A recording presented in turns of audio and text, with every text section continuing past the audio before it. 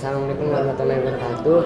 Di sini saya bersama teman saya Anif akan menjelaskan tentang Arduino Smart Farm. Nah, akhirnya kita ingin mendemonstrasi tapi karena ada kendala jadi kita menggunakan saja. Nah, isi konten. Nah, jadi yang pertama kita akan menjelaskan MQTT. Nah, di sini kita akan menggunakan cara kerjanya dan penjelasannya. Nah, yang kedua itu cara membuat device di Bidot. Nah, di sini kita berdua ini akan menjelaskan cara membuat device dan variabel di Bidot. Nah, terus yang ketiga itu penjelasan project ini. Nah, di sini menjelaskan project Smart Farm, komponen apa yang dibutuhkan di Smart Farm dan fungsi-fungsi masing-masing komponen. Nah, yang keempat ini ada review codingan. Nanti kita akan melihatkan codingan Smart Farm yang kita sudah buat di Arduino. Yang pertama, penjelasan MQTT.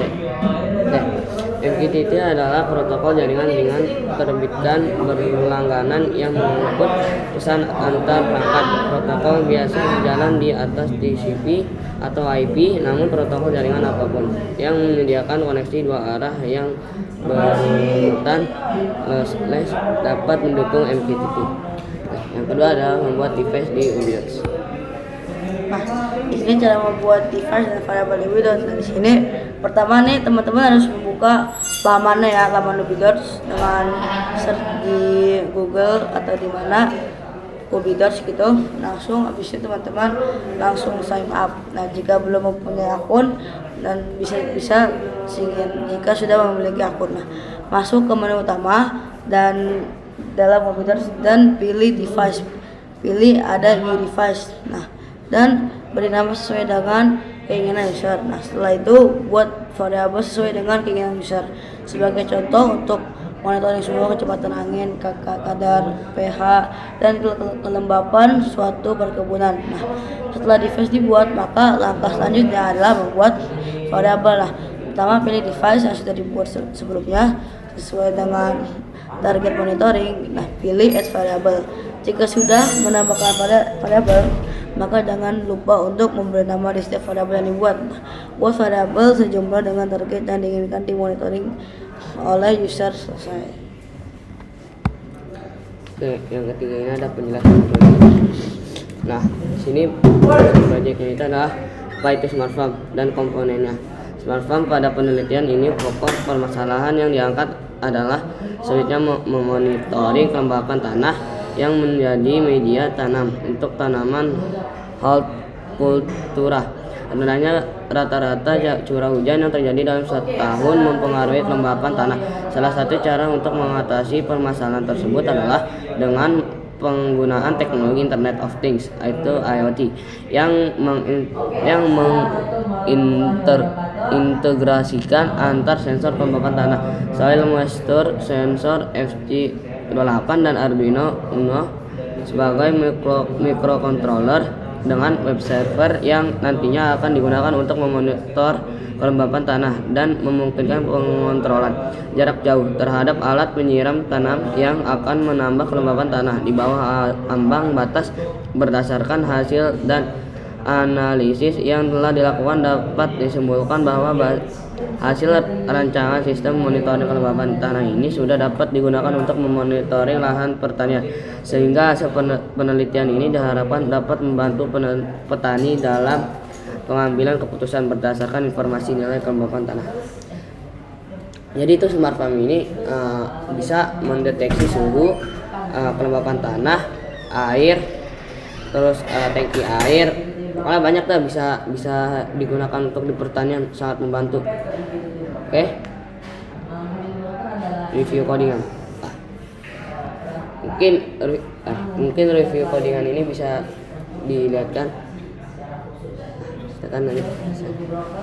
Nah, oke. Nah, di sini kita menggunakan aplikasi Arduino IDE ya.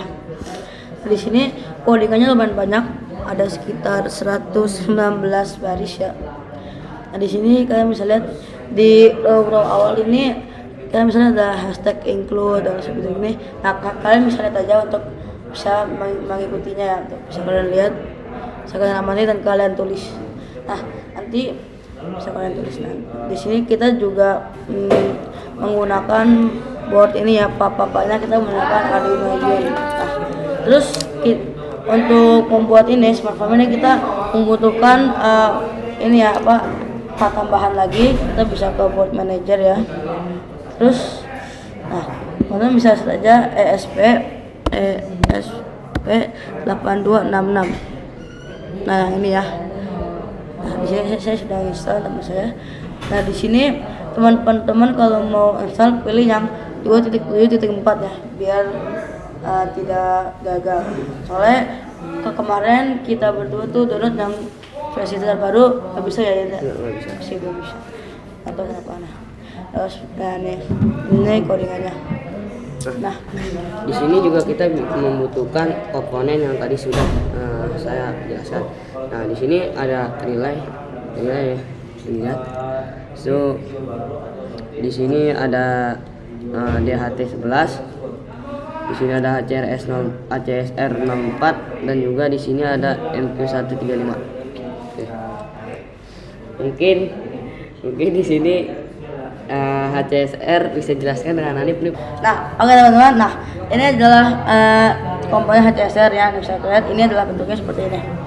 Nah, jadi fungsi HCSR ini untuk sinyal yang dipancarkan oleh pemancar ultrasonik yang berfrekuensi tertentu dan dengan durasi waktu tertentu. Nah, sinyal tersebut berfrekuensi di atas 20 kHz ya untuk mengukur jarak benda sensor jarak. Nah, frekuensinya umum digunakan adalah 40 kHz. Nah, jadi bisa dibilang ini tuh alat untuk mengukur jarak ya. Bisa teman-teman lihat. Nah, terus selanjutnya itu ada relay ya. Nah, ini teman-teman bisa lihat relay itu yang ini. Jadi ada 2 box biru yang besar nih relay. Terus di sini relay itu mempunyai 4 pin ya. Nah, ini 4 pin. Nah, ada bisa lihat ya, mungkin ini kecil. Saya bacain aja, ini ada GND, IN1, IN2 dan VOC. Nah, untuk fungsinya relay ini merupakan komponen listrik yang mempunyai 2 bagian. Nah, 2 bagian ya, yaitu kumparan dan poin. Nah, fungsi relay adalah untuk mengendalikan dan mengalirkan listrik. Nah, mengenal komponen dalam kendaraan merupakan hal yang diperlukan untuk pemilik mobil. Nah, salah satu komponen yang penting dalam mobil adalah relay. Jadi relay itu berfungsi, bisa juga berfungsi di mobil ya. Nah, lanjut. Nah, di sini ada juga kita menggunakan sensor MQ135. Apa sih fungsi MQ135? Nah, fungsi MQ135 yang ini ya, MQ135 ini adalah sensor gas yang prinsip kerjanya mendeteksi kualitas udara. Jadi bisa kayak mendeteksi suhu, terus air yang berada di dalam ruangan, sehingga karakteristik sensor tersebut sebagai resistor akan berubah menjadi semikonduktor atau penghantar tegangan. Lanjut, ada juga DHT11. Nah, DHT11 adalah modul sensor yang berfungsi untuk mensensing objek suhu. Nah, kalau berarti yang tadi ini biasanya cuma mendeteksi udara. Nah, yang suhu ini adalah DHT11 langsung. Nah, objek suhu dan kelembapan, bisa mengukur kelembapan tanah yang memiliki output tegangan analog yang dapat diolah lebih lanjut menggunakan microcontroller. Modul sensor ini tergolong ke dalam elemen resistif seperti perangkat pengukur suhu, seperti contohnya yaitu NTC. Oke, mungkin tadi kan kita sudah menjelaskan tentang yang cara membuat device di Windows. Mungkin kita akan mempraktekannya.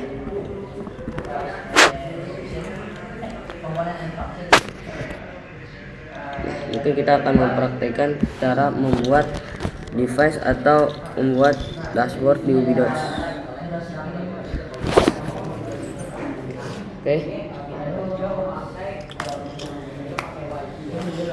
Oke. Nah, di sini ini kan udah masuk ke device ya.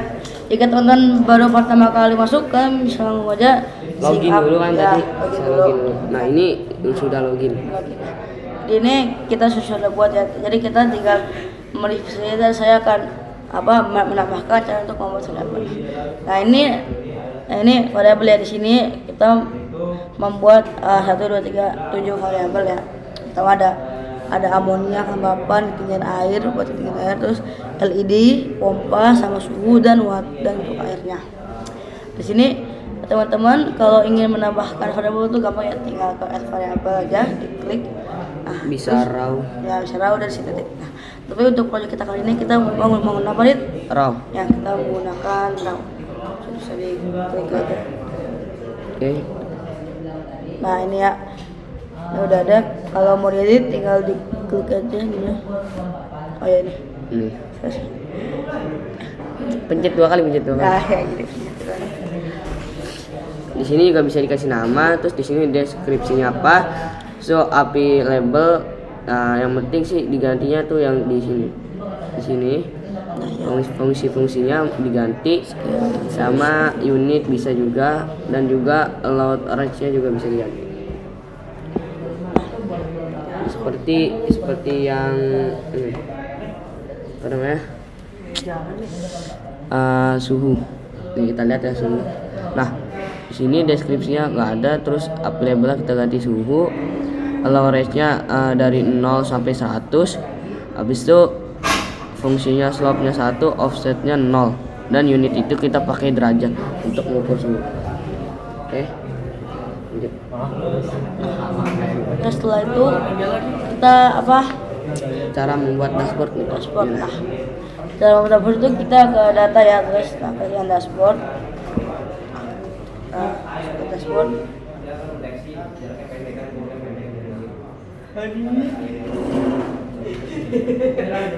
Nah, di sini ya dashboardnya. Nah di sini kita membuat 1, 2, 3, 8 ya teman. Dashboard. Nah di sini tuh ada apa aja nih? Jelasin. Ada lampu LED, pompa air, suhu, kadar amonia, cat DHT atau DHT 11, air, ketinggian air, dan kelembapan. Nah, jika misalkan kalian nih kan di sini kan kayak pakai garis. Nah, ada juga yang pakai kayak apa ini namanya nih? Di sini namanya kayak Ini gini karena gok, abis itu ada pakai kayak chart. Analistik data gitu ya. Ya, karena data. Nah, gimana sih cara ngebuat gitu? Bisa cara apa ya, ini kan istilahnya kayak apa namanya, kayak terserah kalian masing-masing. Jadi pingin gunakan gok, chart, atau juga yang garis-garis ini lah. Nah, gimana caranya buatnya? Di sini ada tanda tambah. Nah, di sini banyak variabel yang juga. Ya. Nah, di sini ada line chart untuk yang mengukur pakai kayak Nah, data-data untuk gitu, air bisa pakai indikator. dan juga gok juga bisa mengukur suhu. Nah, kalau di sini lah. Coba nih kita akan mencontohkan ya cara membuatnya. Di sini bisa pakai Contohnya gok. ya, contohnya pakai gok. Nah terus kita tambahin variabel apa yang mau kita masukin ya. Nah ini kita bisa klik add variabel. Terus misalnya nih kan yang kita buat smartphone. Nah, terus misalnya kita buat amonia nih. Nah, kita buat itu ya, buat udara. Nah di sini untuk aggregation metodenya kita kasih yang class value aja. Terus span-nya itu ini ya, set by dashboard. Nah untuk namanya kan bisa namanya misalnya apa gitu, udara ya, ini terus kalian. Nah terus fontnya bisa kalian Pilih sendiri, dia bebas sesuka kalian. Nah di sini ada juga set by dashboard. Nah, ini datanya. Terus untuk range-nya dari 0 sampai 100 saja kalau untuk ini. Lalu jika kalian sudah selesai mengedit, langsung aja klik yang ini ya, yang ada centang, klik. Nah langsung ada di bagian bawah. Nah itu yang udah. Nah di sini sebenarnya tuh kita tuh harusnya udah, jadi ini saya ada ya, tapi gara-gara belum di download, jadi gini udah. Akhirnya kalau misalkan udah di download tuh yang tadi ESP-nya ya kan, jadi kita tinggal mengukur kadar kayak yang kemarin lah demo itu. Jadi di sini bisa kelihatan. Jadi karena kita belum mendownload itunya atau ada bermasalah lah Wi-Fi-nya. Iya, Wi-Fi-nya di sini juga begitulah mendukung. Oke. Mungkin cukup sampai di sini. tentang smartphone kita. Kurang lebihnya mohon maaf. Wabillahi taufiq wal hidayah. Assalamualaikum warahmatullahi wabarakatuh.